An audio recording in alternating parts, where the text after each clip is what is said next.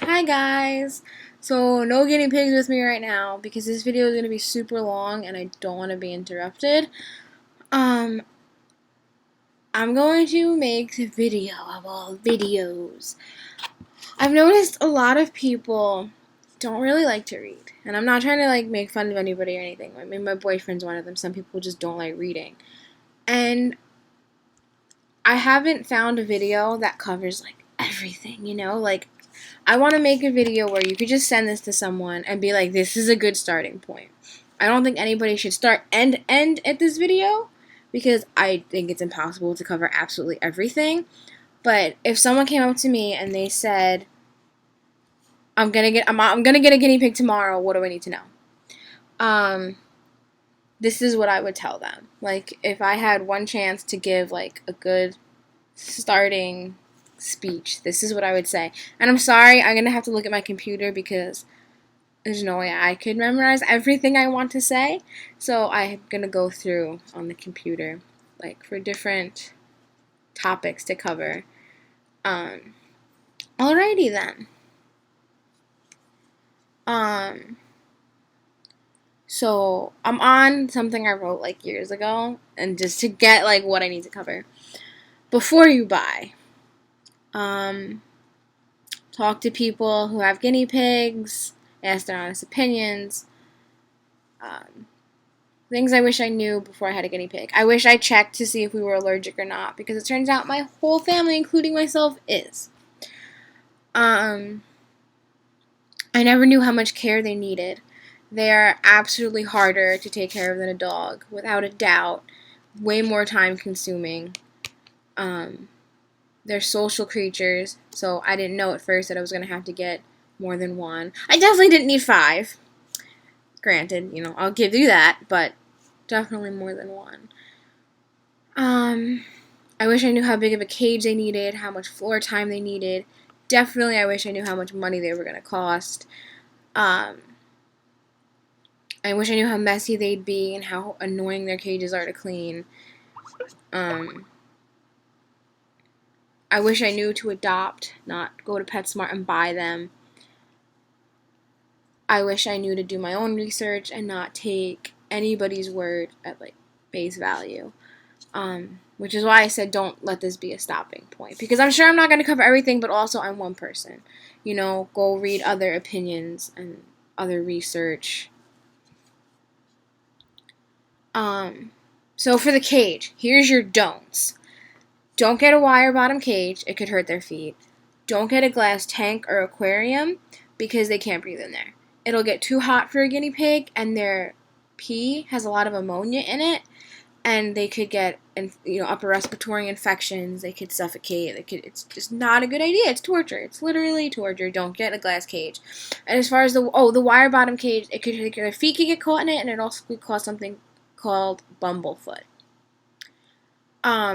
Guinea pigs tend to not like heights too much, so you can do a second floor, maybe a third if you really have to, but guinea pigs would prefer a big flat cage over a tall one. I think ferrets and rats could have tall cages, probably mice too, but I don't know anything about ferrets, rats, or mice, so don't quote me on that. Guinea pigs would rather a flat cage. I have a big flat one with a little loft, which is fine, but note that when you're if you're going to use a ramp, they say it takes away from floor space. So if your cage is just big enough, I would weigh the pros and the cons of a second floor. No steep ramps, because they are not going to use it. It's going to be harder for them to use. It could hurt their backs if it's that steep. Kind of gauge it with your eyes. I don't know an exact angle that the ramp should be at, but I mean, not like this, not like this, not like this, maybe that. If that helps, just kind of use your best judgment. I recommend CNC cages. There's also a company, I think it's called Midwest Cages. They're pretty good. You're probably going to have to get 2 and put them together. They are connectable. I would probably get 2. Those are okay. I've never seen a store, I've never seen a cage in a pet store that I would say is safe and a good amount of space and all that. So I definitely recommend a C&C cage. If you have any questions about them, leave it in the comments, and I will do my best to answer. You'll probably get another video out of me, because that's a lot to type out. But if you Google it, there's tons of websites. There's literally a website called guineapigcages.com. So that's a good place to start. That's where I learned about them. Well, and through friends and stuff. They recommend 7.5 square feet of space for one guinea pig, and then every additional guinea pig you get, you would add 2 square feet. So if you go on guineapigcages.com, they have a store, and on their store it says how big the cage is and how many guinea pigs it's appropriate for. So even if you choose to make it yourself and not buy it through them, you could still get an idea of what size cage you'd need. They measure, most guinea pig websites will measure everything in grid sizes. So it'll say 2 by 3. That doesn't mean 2 feet by 3 feet. The standard grid most of us in the guinea pig community use is 14 inches by 14 inches. So it's not 2 feet by 3 feet or inches, or obviously not inches. But the grids are usually 14 by 14. So if it says 2 by 3, it means 2 grids by 3 grids. So 28 inches by, I'm not doing math right now. You get the idea. So if you had 2 guinea pigs, you would need like 9.5 square feet.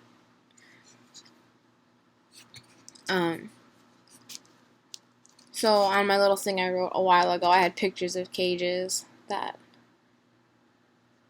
they're basically made out of storage cubes, zip ties, some sort of base, usually foam mat or coroplast, and then you typically would use fleece bedding in them. I've seen people use Carefresh though, but we'll get to bedding in a minute.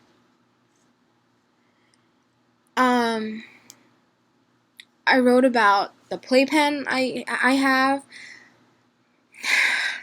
That's sort of big enough for maybe 2 if you wanted to use that. Although I think it would be cheaper. It'd be better to just make a C&C cage at that point, because one of my guinea pigs learned how to open it very quickly, so I don't know how safe it would be. But you can buy a playpen at a pet store that are pretty good size. I wouldn't put more than 2 guinea pigs in there though. And they sell mats that go on the bottom and stuff. I use it for floor time during times that I can't be in the room with them. Okay, so bedding.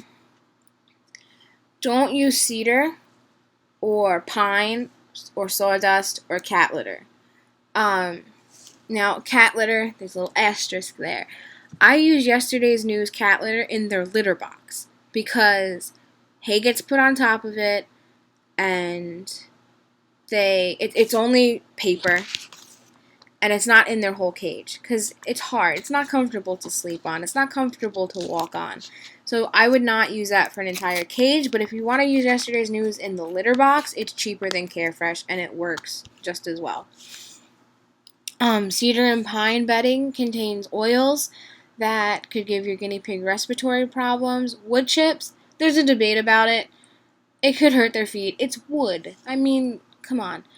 Do not use newspaper because the ink can hurt them if they eat it, and they will eat it. If you're going to use a very thick layer of like Carefresh and really pack it down, if you wanted to put newspaper on the bottom, you could. I don't think that makes for easier cleanup. I think Carefresh is easy enough on its own to clean up, and the newspaper is probably just going to fall apart if you're letting the pee soak down that low anyway. I recommend fleece bedding. It's basically fleece, an absorbent layer, and more fleece. Sort of like cloth diapering, I guess, if you want to compare it to like a human thing. You just vacuum it out every day, wash it in the washing machine once a week. Super quick, super easy. It took me like 2 or 3 hours to clean their cage when I had Carefresh. If you're going to use bedding that isn't fleece, I recommend Carefresh, or something like it at least. I think that's the best. I think most people agree that's the best. Not necessarily that brand. It could, I think Oxbow makes one now. I think they call it Comfort Bedding. Katie brand makes one that's similar. But anything like that. If I say something and you don't know what it means, it's very easy to find out. There's lots of guinea pig websites. But you could also ask. I'll answer questions. So yeah, vacuum the hay, vacuum the poop. Hay sticks to it. So you probably would want to get a litter box. For my litter box, I use a pet store cage. So that should tell you something about pet store cages. I literally have a pet store cage inside my guinea pig's cage. I'll try to remember to link a picture down below. I should be taking notes of what I need to link down below. It's literally a pet store cage in their actual cage, and then they have like a little ramp going into it and a little step coming out so they can get in and out easier, even though they jump in and out without it, but at least I'm trying to be nice. You could also I find it easier, I'll be honest, to buy the cage and the fleece. I sort of can sew. I mean, I own a sewing machine and my grandma taught me how to use it, but my lines don't come out straight. I get really angry at it really easy. So for me, fleece is like, some of it's like $15 a yard. So when you take into consideration the price of fleece, and then and the price of the absorbent material, and the time it takes, and I mean, it's only fair that people making it make a profit. They're not making that much on it. Most Etsy shops that I've seen. I'll link the 2 stores I bought from. If I forget to link something, just ask, because I'm gonna forget.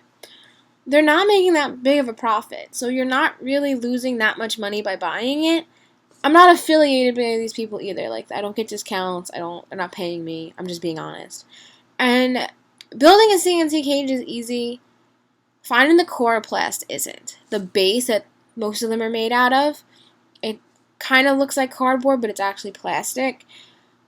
I went all over. I finally found a sign shop, and they sold me some pieces, but I had to put 2 pieces together, and then there was like a gap, and I didn't know if the duct tape was going to hold up, like with them peeing, and it was just a lot easier I bought 2 cages since I discovered buying them, made online. There's instructions on how to put it together. You have enough pieces. The coroplast is cut right. And since everybody's going to get my mom happened to know the person at the sign shop, so I got a good deal. Now, I know to get a sign printed on it, it's like $300. So, I don't know how much he would have charged me had my mom not known him. It's, also peace of mind, it's clean, it's coming from a place that's reliable, not from a dirty warehouse. Mine didn't, but I don't know every sign shop in the world, Home Depot knew nothing about what I was asking for. Just the convenience of it is worth spending the little extra money, is what I'm trying to say. But you can make it yourself. I made one myself. I had fleece, two layers of towel material. I bought it by the yard though. It wasn't towels. And then, I don't know if any of you have babies, you probably know what it is. They sell this almost plasticky sounding sheet. It's bendable. It's just like fabric. It's like, but it's kind of hard and it's waterproof. And they use like a similar thing for cribs. You put it down so if the baby leaks through the diaper, or even for kids if they're, have an accident still. I don't actually know what it's called. I only know what it felt like because I have little sisters. So you'll have to Google that. You don't need the waterproof layer. You could just put another layer of fleece. So the absorbent layer should hold it. A lot of people use U-Haul pads. Or if you go on Amazon and you Google absorbent material, they sell it there. I don't think they sell U-Haul pads though. So cleaning. If you're using bedding, Carefresh, spot clean once a day. As it gets bad, scoop out the spots where they're pooping and peeing a lot and put new one in. They say change it completely once a week. I've heard from a couple people if you spot clean, you might be able to go a month. It depends on the size of the cage, where your guinea pigs poop and pee, how many guinea pigs you have, because sometimes guinea pigs will sort of potty train themselves, and they'll only go in like 1 or 2 corners, and if there's literally nothing in the middle, clean the edges. At the same time, you don't know if they might have snuck something in there, so you still do have to clean it out completely, every last drop, once a week, every 2 weeks, once a month. You kind of have to gauge that yourself. There's guinea pig groups you can join, and if you have questions, and you could take a picture of your cage, and most people are pretty nice. Passionate, but nice. If you're using fleece, sweep or vacuum up all the poops once or twice a day. I do it once. My pigs are fine. And then change the liners, the fleece, about once a week, depending on your pig. Some pigs will make a disaster out of their cage, and you might want to do it more than once a week. A complete changing. This is also when you would clean the litter box. Which, like I said, I have a pet store cage with yesterday's news cat litter in it. So, food. Wow. Okay. This is going to be a hard one.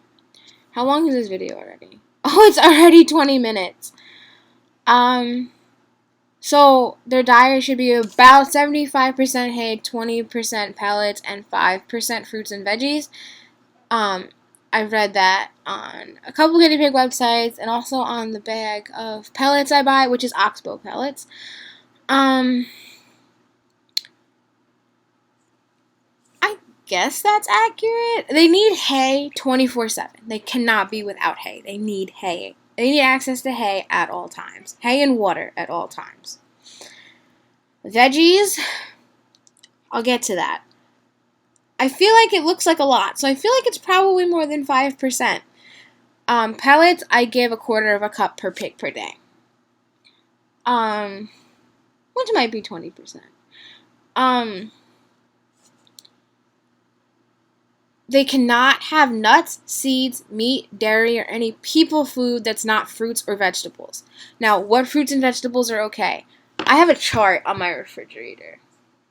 That, and then it's color-coded. Yellow is things they can have every day. Blue is 3 to 4 times a week. Purple is less than that, and red is like once a month. The link to where I got that chart from will be down below. Oh my god, I wish I could meet the girl who wrote this in real life, because she is amazing and a lifesaver and a genius, and I don't even know her name. Oh my god, I love her. I don't know her, but I love her. Oh, popcorn. They can't have popcorn, which falls under the category of no people food. That's not a fruit or a vegetable. But they need fruits and vegetables every day. They need a lot of vegetables. Variety is important. Not to make anyone feel bad, but I read in green peppers is how I give mine vitamin C. I don't want to have to give them a supplement because I'm scared they won't eat it, and I'd rather them get it through natural means. So I give them 1/4 of a green pepper per pig per day, about-ish, I heard someone say, I don't give my pigs green peppers a lot because I don't buy them. We don't eat them a lot. So it sounds like they're giving their guinea pigs like scraps of whatever they bought. Or this doesn't necessarily have to be scraps, but let's say they're going to have carrots for dinner. So they buy, 5 instead of 4, You can't do that. Guinea pigs are the most high maintenance animals that I know anything about. Like, I thought a dog or a cat would need more, but evidently not. You need to buy them what they need to eat, and you can't just say, well, I don't eat it. I don't eat it either, but my refrigerator, I don't know if you'll be able to see. Okay, well, ignore the McDonald's. The whole top shelf is just their food. And it's usually, this is like the end, well, it's the beginning of one week, the end of the next. So I still have to buy like 2 more things for them. But the whole top shelf of my refrigerator is dedicated to them. And sometimes it even goes more than the top shelf, and they get the middle shelf too. They do actually have stuff on the middle shelf right now. This is a typical dinner, or like day, I should say, because sometimes I split it up. Cherry tomatoes, green peppers, cucumber, cilantro, carrots, romaine lettuce, parsley. They also really like cherry tomatoes. They like dandelion greens. You have to give them a variety of stuff every day. It's best for them. It'll make it easier for them to get all the vitamins and stuff that they need. I can't stress veggies enough, and I can't stress hay enough. I know hay is expensive from the pet store. There's cheaper places to get it. I want to say the name of the website, Small Pet Select. That's a much better deal if you're able to order things online. Guinea pigs are expensive. I'm going to say $200 or $300 a month in food. I spend about maybe $150 in the pet store every month, and then the vet bills are between $400 and $500, and that's at least once a year, and then 3 or 4 times a year, $15 each. I have 5 pigs. They're expensive. And look, you could turn around and not do this stuff, but ask yourself why you're not doing it. Like, it's alive. It's just as alive as a cat or a dog or a person, and, just because it's small doesn't mean it doesn't deserve proper care and time and attention and money and love. They're not stupid animals. They feel and think just like a dog or a cat, So hay, I mentioned every day. You want to get the freshest looking hay in the store. For me, Oxbow is the freshest. But depending on where you live, if you live in like a country area, like a rural area where there's a lot of farms, you probably can find like a horse supply store or a farm supply store, and because horses eat Timothy hay, so you might be able to get it, in bulk for a lot cheaper than you would in a pet store. The greenest, the one with the most seed tops, they're like the hay just looks like grass, but every couple of pieces will have like a thicker, sort of seedy looking thing on top. They love that the best, so the more in there, the better. I use Oxbow brand pellets. Like I said, I give 1/4 cup a day per pig. Oxbow seems to be a favorite amongst people. Plain pellets, no seeds, nothing that I listed before. Seeds, nuts, meat, dairy, or people food that's not a fruit or vegetable. But don't get them pellets with like dried carrot bits or anything that looks like brightly colored like it should be in a kid cereal. Horrible for guinea pigs. It's like the McDonald's of the guinea pig world. Don't get that. Plain Timothy based pellets. I went over fruit and veggies. Guinea pigs need a variety. Oh, they need more veggies than fruits. Fruits are treats. Maybe 3 or 4 times a week, my guinea pigs will get one type of fruit. Sometimes I'll do some strawberries, some blueberries. Strawberries are pretty okay for them, but it's sugar, and they're little. So we might be able to eat fruit every day, but their bodies are little, so they can't take so much sugar. About 2 cups of leafy greens and 1 cup of non-leafy greens per pig per day. So with 5 guinea pigs, I'm giving 10 cups of leafy greens and 5 cups of non-leafy greens. I've read somewhere they eat about 6% of their weight in veggies a day. They're foragers, so it's best to give them some food at night, some in the morning. If you're home during the day, if you do, split it into 3, that's good. Split it up. Stay away from dried fruits and veggies because it's not as good for them as fresh. I've given mine dried strawberries before. It's not gonna hurt them, but it's sort of like there's no point. So if you want to save some money and not buy them dried fruit as a snack, fresh fruit is fine. Make sure you read the ingredients first because, a lot of pet store products, they sneak in things they shouldn't have. So it's important to read the ingredients. It's important to note that a lot of things in pet stores marketed toward guinea pigs are not actually safe for guinea pigs. They market yogurt drops, popcorn, treats that have like popcorn, honey, nuts. The nuts can get stuck in their teeth and hurt their teeth. They could choke on them. There's reasons I'm saying all this. I'm not going into the science behind it because I don't want this to be a 3-hour long video. It's probably going to be an hour long video, but it doesn't have to be 3 hours long. Again, I'll link the charts. It's by Lion Pigs. That's the username of the girl who wrote it.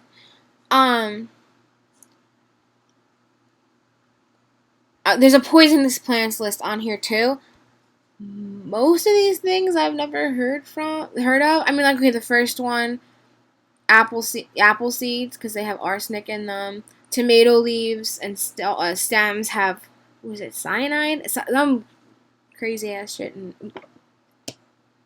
crazy stuff. I'm not redoing this whole video. I'm sorry. Sorry if there's a kid watching this. Don't say bad words. Not until you're 21 like me. A lot of this stuff I've never even heard of. Daffodils I've heard of. Daisies I've heard of. I guess this list is probably more for, the poisonous plants list is probably more for people who are going to let their guinea pigs roam in a garden where you might have this stuff planted. Oh, poisonous. Potatoes are poisonous if they're green or sprouted. That's interesting. Oh, cherry, peach, plum, and other pitted fruit trees, leaves, and limbs, and twigs contain cyanide. Do not feed. So, but anyway, that'll be linked in the list. Oh, so dishes. This doesn't really matter too much. Anything paper, they're gonna eat it. And nothing glossy. No glossy paper, like... Sure, I don't have glossy paper. This, see how it's shiny? It's glossy, it's smooth. If I wrote on it with an erasable marker, I probably could wipe it away. That's not good. Regular computer paper, that kind of feeling, they can eat that. They could eat paper bags. Be aware of cardboard boxes, but beware of ink. Ink can hurt them. I think red's the worst.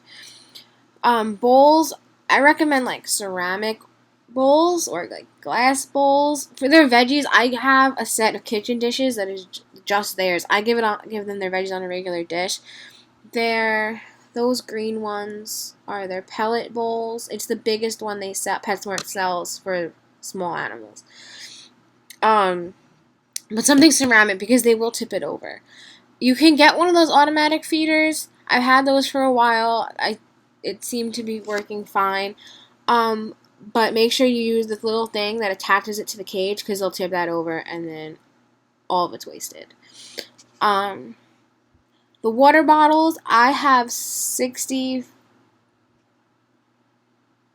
I have like over 100 ounces. Split up, but for 5 guinea pigs. For 1 guinea pig, I'm going to say about 16 ounces. Should be good. The more guinea pigs you have, the more water you need. I recommend 1 water bottle per guinea pig and even 1 food dish per guinea pig. If your guinea pigs don't necessarily always get along perfectly. I just introduced Katana, so I'm basing most of these instructions on what my original 4 do, because adding Katana in kind of throws everything for a spin. But mine get along really, really well, and they really, really love each other. So they'll eat off the same dish, they'll take turns on their water bottle, and no one pushes anybody away. So I can get away with 2 water bottles. I definitely would not do 1, but I can get away with 2. You might need 1 per pig. For a while, I did have 1 per pig. But then I noticed they just weren't drinking out of them, so I cut it down to 2. But I also bought bigger water bottles, so it's the same amount of water.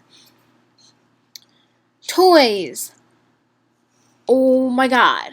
I need to stress that just because a toy is marketed for a guinea pig or it has a cute, happy guinea pig on the front does not mean it's safe.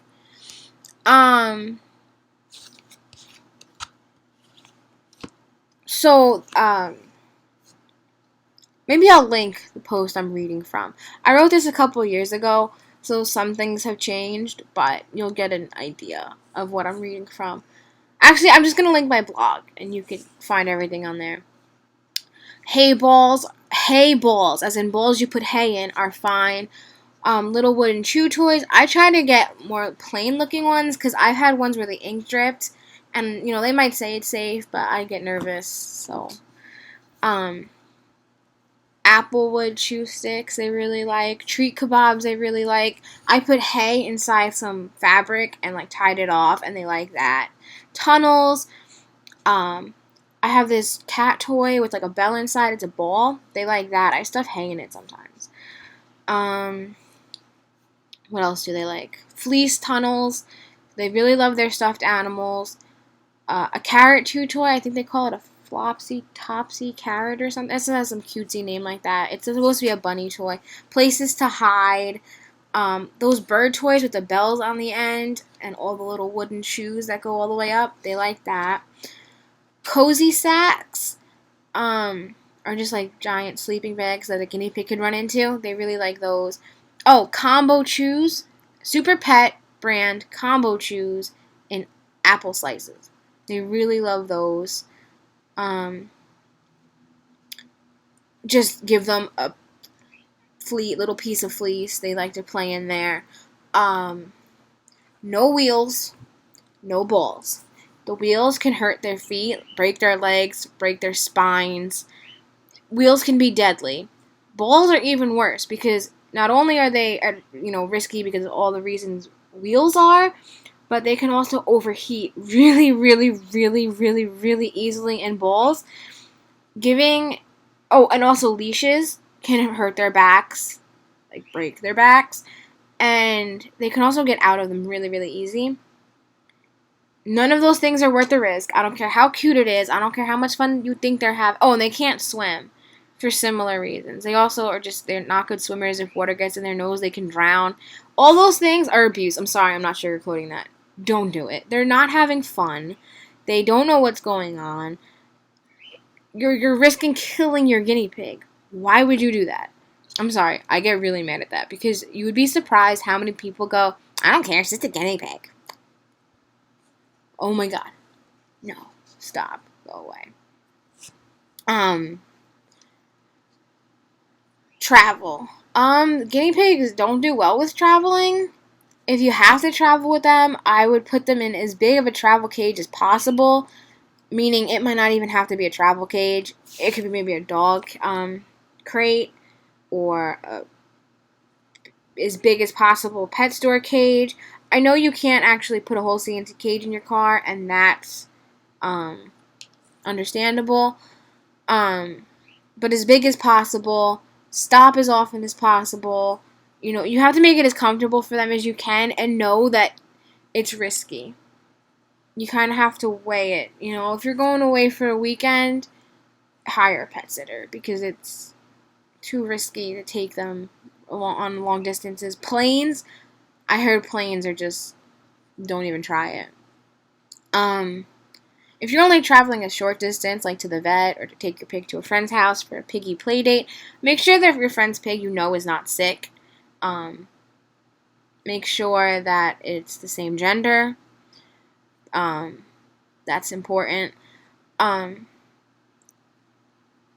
know you love your friends, but they might not take such good care of their guinea pigs. Maybe their guinea pig never went to a vet. If you're not 100% sure that guinea pig is 100% healthy, don't risk it. You don't want your pigs to get sick. As far as a travel cage for a vet or short distance, I have a dog carrier. It actually snaps into a stroller. It's so cute. That's fine for a short distance. They don't, how long you're going to be out. How long are they going to be in it? An hour or two? It's alright. You don't need to go crazy for that. Guinea pig carriers are super, super tiny, though. I don't even think that mine could turn around in one. They're very tiny. So definitely a cat or a dog carrier. Know your guinea pig. A lot of them are made out of material and they have mesh siding. They can chew through that. I know mine, if I put some veggies in there, they're not going to chew on the mesh. Some guinea pigs might, so just know your guinea pig. They do sell plastic or metal dog and cat carriers, and those are fine options. The vet. Okay, they need nail clippings. You don't have to get it done by a vet, but it's a bit of a challenge. There's a lot of nail clipping videos on YouTube. If you really, really want me to, I'll make a video on it, but I'm not good at it. I take mine to the vet because if you cut too low, they'll bleed, and then you need this special powder to make it stop. I know it's more expensive, and it's like $15 a pig where I am. I think that's more on the higher end. Some seem to charge like 10, 12, you know. But it's better than stressing them out, stressing me out, possibly making them bleed. But they do need their nails clipped regularly. Like mine, every 2 months, about is ideal. You can do it yourself though. Watch somebody else's video. This would be the blind leading the blind if I tried to teach you. Checkups about once a year. You should take them for checkups, minimal. I used to kind of be against the idea of yearly checkups because I always said, oh, if there's something wrong, you notice it. They'll stop eating. They'll, sleep all day. They won't play. They'll act different. Like, your guinea pig. My guinea pig got diagnosed with ovarian cyst and some type of non-cancerous tumor. I had no clue. And she lost, like, a couple grams. Not a couple. She went from 1080 to 960 grams. That's a lot for a guinea pig. It's about 4 ounces, I think. I had no clue. She still ate all the time. I feel like every time I looked up, she was eating. She still played with the other guinea pig. She didn't sleep more than normal. There was absolutely zero signs. They say they'll lose hair on their abdomen if they have ovarian cysts. She lost no hair. So now I kind of think that maybe it's worth it. They probably won't catch things like an upper respiratory infection. By the time they get it, it's too late. That's why it's so important to take care of them the right way from the start, because 9 times out of 10 they're not going to survive that. But now I'm kind of pro yearly checkups because of that one incident. Okay, I went over nails. Picking out a pig. I hope you're watching this before you get a pig because it's important to know what you're getting into. Make sure... Oh, don't get it from a breeder. They breed their sows back to back. Well, this is a quote from a friend. A lot of breeders breed their sows, that's females, back to back, which is very dangerous and detrimental to the mother. Almost all guinea pig breeding is very poorly done, and most of the pigs are kept in horrible conditions. But it isn't impossible to find breeders who actually care for their mothers and babies. Mention you want to examine the breeding place before purchasing a pig. Clean food and water, good-sized cages, healthy-looking pigs, well-handled animals, good temperaments. If the animals look sick, are in cramped cages, not given the right food, or the mothers are bred too often, leave that place and don't give that person your money. And those rules kind of apply for pet stores too. I would go in when they say they got a new shipment of babies, if you're going to get it from a pet store. I really think, adopt, don't shop is a good policy for guinea pigs. If for some reason that doesn't work for you and you have to get it from a pet store, I specifically said, when are you getting babies? Because I had a bad experience with hamsters where I was told they were babies and they were going to live like 2 years, and they died in a couple months, and I found out they were actually like elderly hamsters. You can hold the pigs, ask to hold the pigs.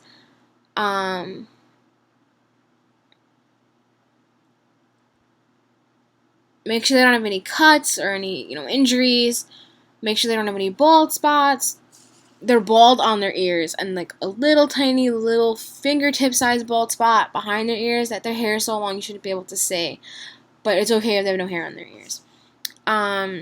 Make sure they don't have any like icky stuff coming out of their eyes. Make sure, they should be alert. Don't get a guinea pig that's like because that's not really good. They sleep a lot, so if you walk in and it's sleeping, it doesn't necessarily mean it's sick, but when you wake it up, if it doesn't run around and stuff, I'd be worried. Also, breeding your guinea pig, no, don't do that. There's science behind breeding. Different genes go with different genes, and some genes don't go well together. You could end up breeding something called a lethal white guinea pig, and they're born like blind and deaf and super, super sick. Usually all white with red eyes. Doesn't mean all white guinea pigs with red eyes are lethal whites, but it's really dangerous. You could kill the mother. You could end up with a bunch of dead babies. There's no reason to breed your guinea pigs. I know they're cute, and I love my guinea pigs more than anything in the world. And if I could have a piece of them, continue on as my guinea pigs in the future, because sadly they're not going to be here forever, I would love that. But I love them too much to put them through that pain, And even if I had males saying, oh, well, I'm not going to know the female anyway, why do that to a guinea pig? Don't. They'll live in your hearts forever, okay? I promise. They're amazing, and they will stay in your hearts forever. I also know somebody who makes custom guinea pig plushies that look exactly like your guinea pigs, and I mean exactly, and she's made them for all of mine. I'll link her Etsy shop and her email down below. She likes communicating by email better, so I would email her. She's super, super nice lady. Like, we talk, we're kind of friends now. So that's a good way to have your guinea pigs with you forever. Don't breed them. Alright, so I listed this as some things that I wanted to tell you, but didn't fit into any of these categories. Guinea pigs do not make good first pets. They're best given to older children or adults, or not given, like, you should want it yourself. Don't give a guinea pig as a present. That's horrible. Don't give any animal as a present. Unless it's for, like, your wife and she's, like, wants one, or your boyfriend and he wants one. That's a little different. But don't just, like, surprise a kid on Easter with a bunny. That's horrible. They're very fragile animals. Their bones are, it's very sensitive. They're very sensitive. They don't like playing rough. Playing with your guinea pig basically means, like, hiding veggies and letting them find it around your room. A guinea pig proof room. They could chew on wires, choke on small things, they'll chew furniture. I put veggies, like, on my legs, and I'll let them, like, eat it off my legs. That's fun. But basically, petting them is how you interact with them. They're not going to, like, play with a kid, Even though they're rodents, they're nothing like hamsters or mice or rats. They're, like, a really huge deal. They're not cage animals. A lot of people have free-range guinea pigs that just walk around, certain areas of their house. They can be litter trained. Don't put them near windows. The sun can make them overheat. The cold air can make them freeze. Obviously, both things are very bad and can lead to death. If you do have to have them by a window, make sure you keep the temperature. Figure out a way to keep the temperature at a good temperature for a guinea pig. If you take care of them, they can live between 5 and 8 years. I see a lot of them living 8 to 10. I feel like pet store instructions, you'll probably get 5. But at the same time, don't blame yourself for if you're taking care of them right. Don't blame yourself.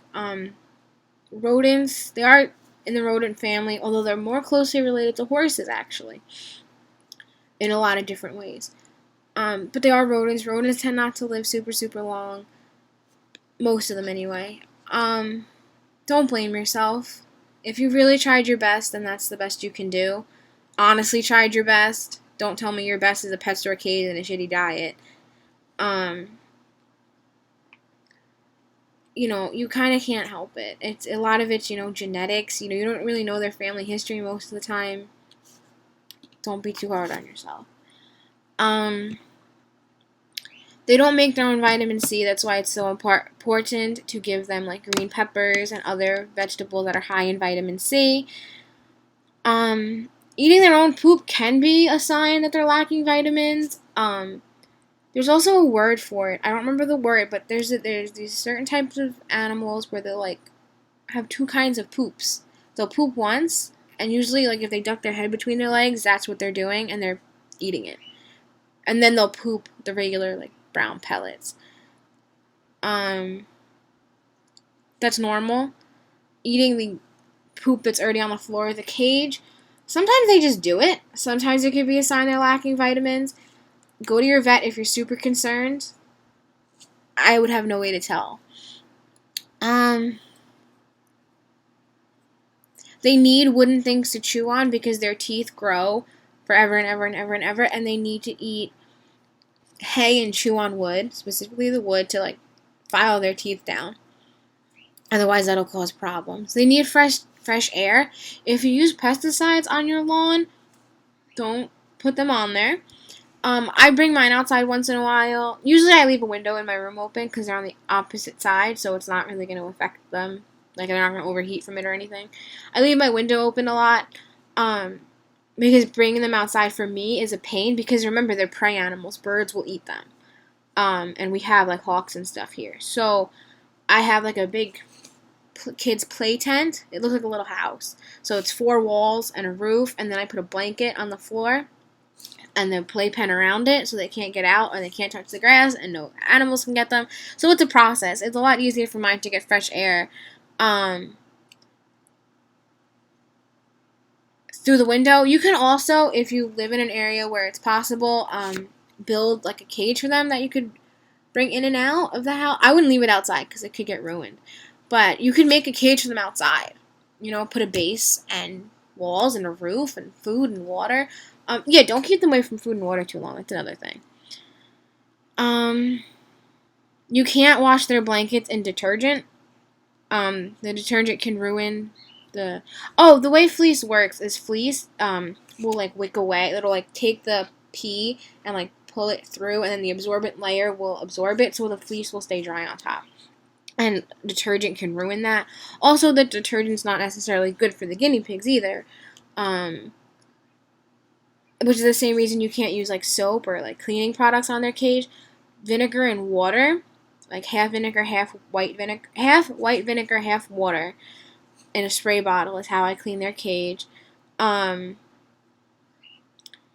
laundry, you could put vinegar in it, but vinegar smells, so you might have to wash it twice if you do that. Yeah. Oh, once I use the vinegar, I also go back over it with water to get the smell out because me and the pig, neither of us like vinegar. So, this is an hour-long video, I was right. I think that's it. I think this is a good start. If anybody has any questions, let me know. You know, anybody wants to know why I said a certain thing or has any questions about other things, let me know. I will link a lot of sites down below. That'll help you. I hope I remember to link everything I said I was going to.